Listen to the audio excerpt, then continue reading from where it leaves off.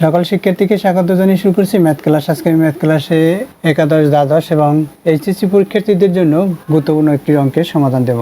তাহলে দেখো, আজকে ভেক্টর এর নম্বর 18।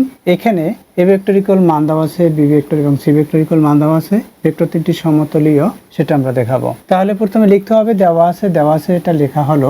এখন সমতলীয় হওয়ার শর্ত কি? আমরা জানি সমতলীয় হওয়ার শর্ত হচ্ছে যে কোনো দুইটি, যেখানে এখানে তিনটি ভেক্টর, এর যে কোনো দুইটি ভেক্টরের ক্রস গুণন এর সাথে যদি ডট গুণন করা হয়, যদি গুণ ফল যদি শূন্য হয়, তখন সেটা অর্থাৎ ভেক্টর তিনটি সমতলীয় হবে। তাহলে আমরা লিখতে পারি প্রদত্ত ভেক্টর তিনটি সমতলীয় হবে যদি লিখি প্রদত্ত ভেক্টর তিনটি, আমি সংক্ষিপ্ত লিখলাম 3টি সমতলীয় হবে যদি এদের যে কোনো দুইটির ক্রস গুণনের সাথে লিখি, গুণনের সাথে অপরটির ডট গুণন শূন্য হয়।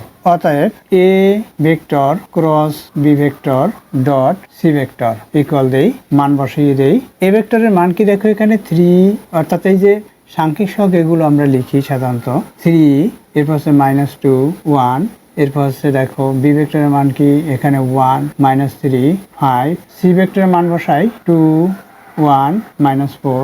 দেখো কিভাবে গুণগুলো করতে হবে, ইকুয়াল দেই। এখানে এই যে 3 সংখ্যাটি, এটা প্রথমে লিখতে হবে, অর্থাৎ কে অনুসারে 3 লিখলাম, এরপর ব্র্যাকেট শুরু।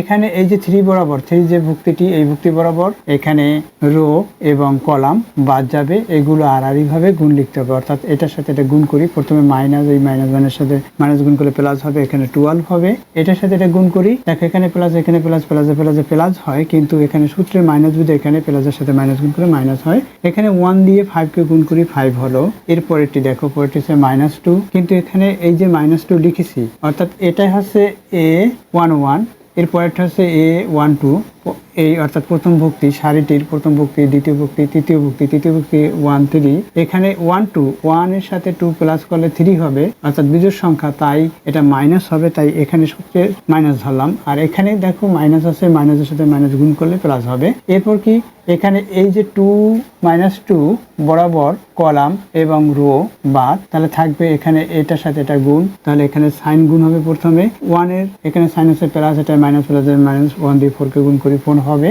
এখানে হচ্ছে প্লাস, এখানে প্লাস, প্লাস হয়, কিন্তু সূত্রে মাইনাসের সাথে গুণ করি, প্লাসে মাইনাসে মাইনাস হলো। 2 দিয়ে 10 কে 5 কে গুণ করি, 10 হবে, ব্র্যাকেট শেষ করি। এখানে কি দেখো, এখানে 1 আছে, 1 লিখি। এখানে দেখো, এখানে 13, অর্থাৎ 1 + 3 কি হবে, 4 হবে, 13। সুতরাং এখানে প্লাস হলো, এই 1 লিখেছি, যেহেতু 4 হয়েছে, এটা জোড় সংখ্যা, তাহলে এটা হলো। এরপর কি, এইখানে এই কলাম এবং রো বাদ, এটার সাথে এটা গুণ, অর্থাৎ 1 এর সাথে 1 গুণ কি 1 হবে, এটার সাথে এটা গুণ করি, প্লাসে মাইনাসে মাইনাস, কিন্তু সূত্রে মাইনাসের সাথে গুণ করলে প্লাস হবে। 2 দিয়ে 3 কে গুণ করি, 6 হবে, এটা হলো।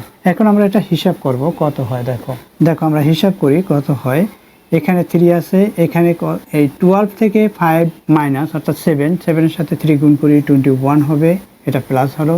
এরপরে এখানে কি হয় দেখো, এখানে হচ্ছে 14 হবে, 14 এখানে হচ্ছে -14 হয়ে যায়, যেহেতু মাইনাসের সাথে প্লাস গুণ করি, প্লাস মাইনাস 14 দিয়ে 2 কে গুণ করি, অর্থাৎ 28 হবে। এখানে কি প্লাস সাইন আছে, প্লাস সাইন দেই। এখানে 6 এর সাথে 1 প্লাস করি, 7 এর সাথে 1 ইনটু করলে 7 হয়, অর্থাৎ এখানে কি হলো দেখো, 21 প্লাস, আর এটাও প্লাস, সুতরাং 28, এখানে -28, অর্থাৎ 0 হলো। দেখো 0 যখন হয়েছে, সুতরাং এটা ভেক্টর তিনটি সমতলীয়।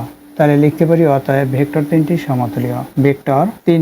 সমতলীয়। এটা দেখানো হলো, তাহলে আমরা লিখবো দেখানো হলো, শুট SISOWED, অর্থাৎ দেখানো হলো। আশা করি বুঝতে পেরেছো এই অঙ্কটি কিভাবে করতে হয়। এতক্ষণ ম্যাথ ক্লাসের সাথে থাকার জন্য সকলকে ধন্যবাদ জানিয়ে আজকের মতো বিদায় নিচ্ছি।